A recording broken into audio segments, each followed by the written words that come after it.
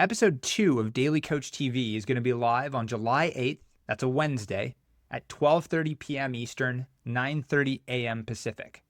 If you aren't familiar with Daily Coach TV, it's a brand new live stream show, 45 minutes long, and it's co-hosted by WNBA champion and Women's Basketball Hall of Famer Lynn Dunn and Maryland Men's Basketball's Director of Process, Coach Josh Chambers.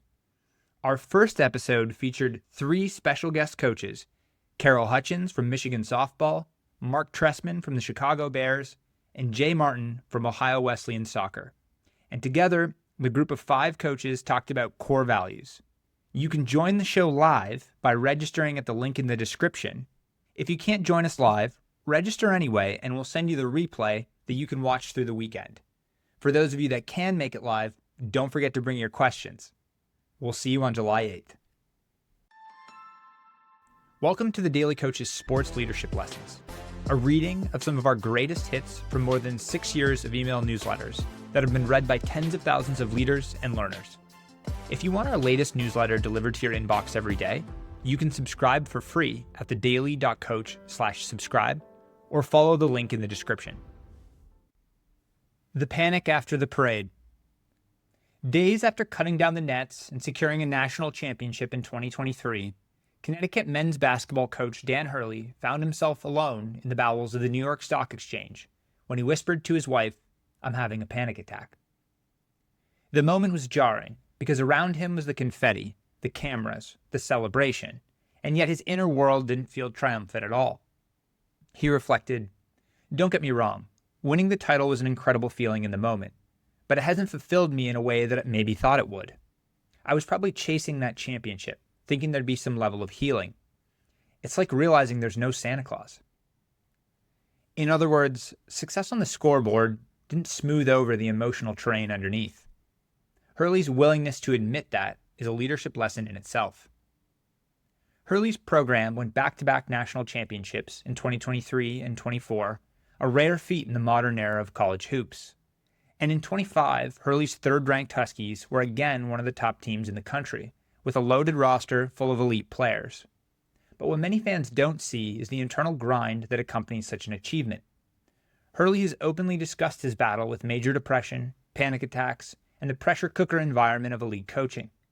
In several interviews, he's admitted that he had some very dark times. He also said he got dark to the point where you give serious consideration to doing something to harm yourself. "I've struggled a lot and got to some really dark moments," he said. Hurley emphasizes mental and spiritual priming. For instance, he begins his day with meditation, prayer, journaling, reading, and physical training. He spoke of his understanding that there are things you need to talk to a therapist about, a counselor, a psychologist, a psychiatrist, things that maybe you're not comfortable talking to your friends or your wife or your brother about. Hurley has advocated that men in particular should prioritize mental health. "I don't think it shows any weakness. I think it shows tremendous strength," he said. His openness is unusual in a domain still steeped in stoicism, ego maintenance, and the no pain, no gain ethos. But perhaps that honesty is exactly what differentiates him. His emotional awareness becomes a structural strength for the team culture. Hurley seems to have recognized early in life that coaching is about strategy and talent management, yes, but it's also about environment, emotional tone, and trust. When your coach models vulnerability, that changes the playing field. It gives permission to others, including staff, players, and assistants, to acknowledge the emotional side of performance, the fear, the self-doubt, the loneliness at the top. Hurley would know the struggles some athletes experience. He's opened up about living with anxiety and depression as a college player at Seton Hall. But Hurley's panic attack in the wake of triumph acts as a vivid metaphor, that at the apex, the mind still asks tough questions, still demands attention. Winning doesn't cure everything. Yes, championships and titles matter, but teams that sustain greatness tend to have something deeper, a capacity to refuel both physically and mentally, and a willingness to check the internal weather. "Being vulnerable about things, I think, shows true strength," he said. That statement sits at the heart of what coaches must internalize. The job includes emotional guard duty, not only for the players, but for yourself and your staff. Build the routine of emotional fitness. As Hurley notes, it may be a faith practice, a therapist appointment, a check-in call. Whatever your mechanism, it matters. Championships are fleeting and the margins razor thin.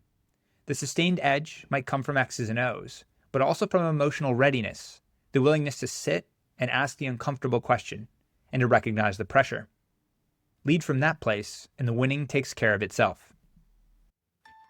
Thanks for joining this episode of The Daily Coach. On behalf of Michael Lombardi, Coach George Raveling, and the entire Daily Coach team, we're grateful for your support.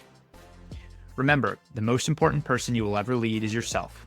Keep growing, keep learning, and most importantly, keep showing up.